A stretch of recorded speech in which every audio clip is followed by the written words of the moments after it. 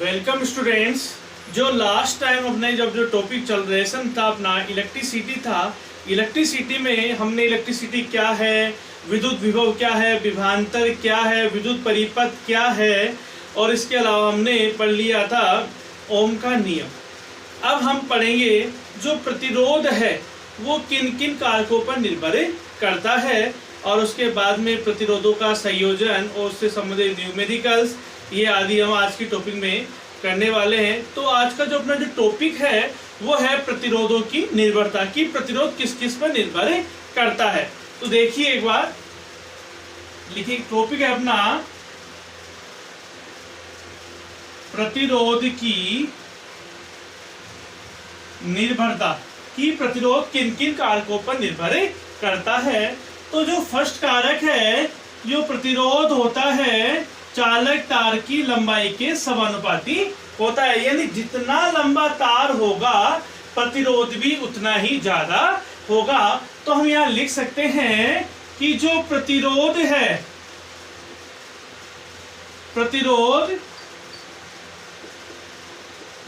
चालक तार की लंबाई के समानुपाती होता है।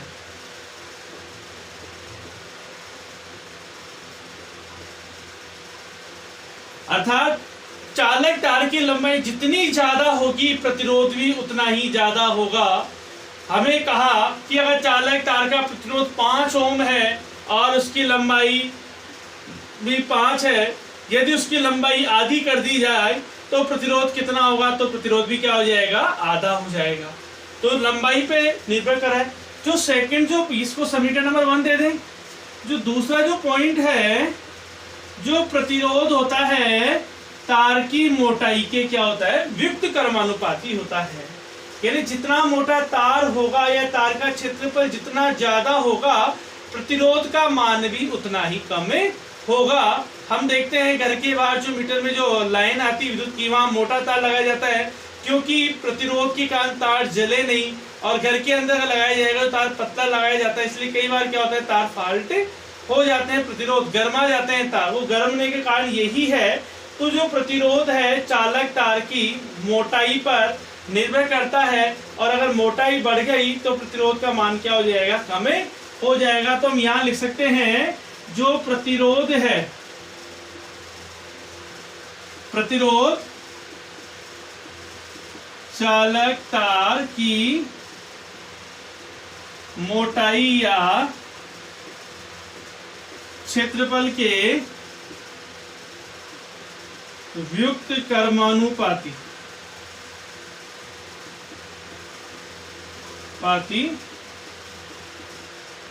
होता है। समीकरण नंबर 2 दे सकते हैं इसका नाम।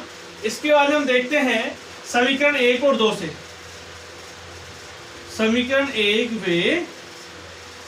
2 से तो क्या कहा समीकरण 1 ने, आर एल अपॉन ए बन गया। इसके बाद में अगर हम देखते हैं इस चिन्ह को जब हटा दिया जाता है तो यहाँ बराबर आएगा और एक नियतांक आएगा। तो जब नियतांक की बात करते हैं तो आर बराबर रो एल अपॉन ए हो जाता है, और जो रो है इस रो को कहते हैं प्रतिरोधकता।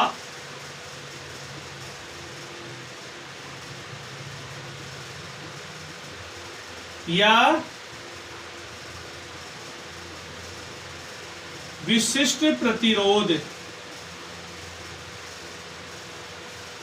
अब हमें रो का मान आया तो रो बराबर अगर हम ज्ञात करें कि रो बराबर क्या होगा, तो यहां हम लिख सकते हैं कि रो बराबर आर ए अपॉन एल। ये अपना प्रतिरोध की क्या हुआ, निर्भरता हुआ। और प्रतिरोध की जब निर्भर करता है तो विशिष्ट प्रतिरोध ज्ञात होता है, और विशिष्ट प्रतिरोध को रो से करते हैं। अगर हम इसके मात्रक की बात करें तो जो मात्रक होगा तो क्या होगा, रो बराबर आर का मान क्या होगा, मात्रक ओम, एरिया जो क्षेत्रफल है उसका मीटर स्क्वायर, और लंबाई का क्या होगा, मीटर। तो 1 मीटर से 1 मीटर जाएगा तो रो बराबर ओम मीटर विशिष्ट प्रतिरोध का क्या होगा, मात्रक होगा। यहां तक आप इसका स्क्रीनशॉट ले लें या इसको उतार लें, तो इसको समझते हैं आगे। और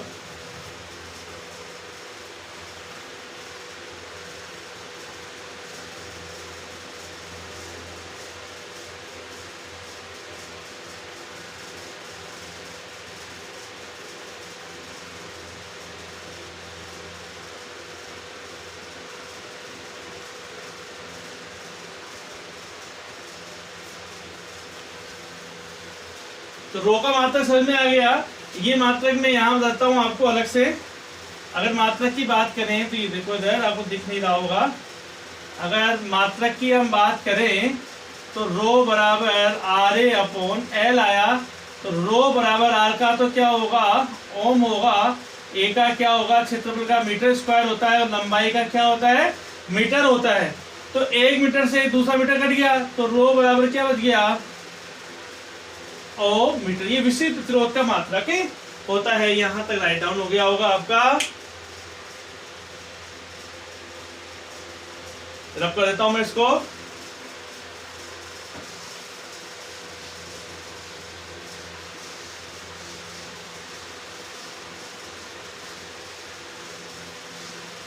अब हम बात कर रहे हैं प्रतिरोधों का संयोजन।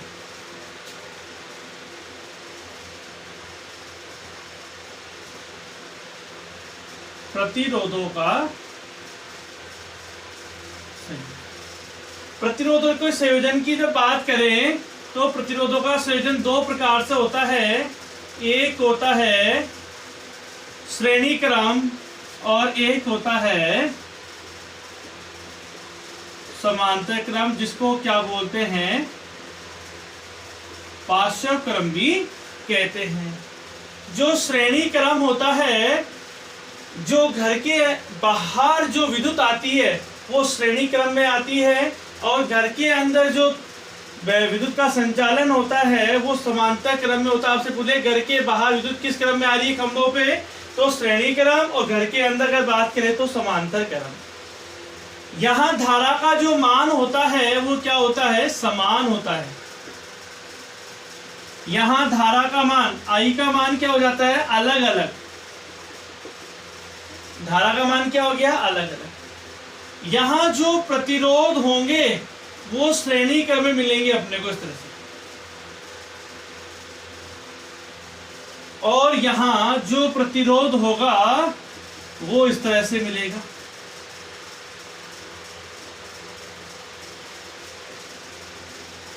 यहां विभवांतर का मान क्या होगा, अलग अलग, पर यहां जो विभवांतर का मान होगा वो कैसा होगा, समान होगा। ये ध्यान रखना। तो कई बार एग्जाम में पूछता है कि घर के अंदर जो विद्युत का संयोजन किया जाता है वो किस क्रम में किया जाता है, समांतर क्रम में, और घर के बाहर श्रेणी क्रम में किया जाता है। तो श्रेणी क्रम में क्या है, धारा ओ का मान तो समान होता है, पर विभवांतर का मान क्या होगा, अलग अलग होगा।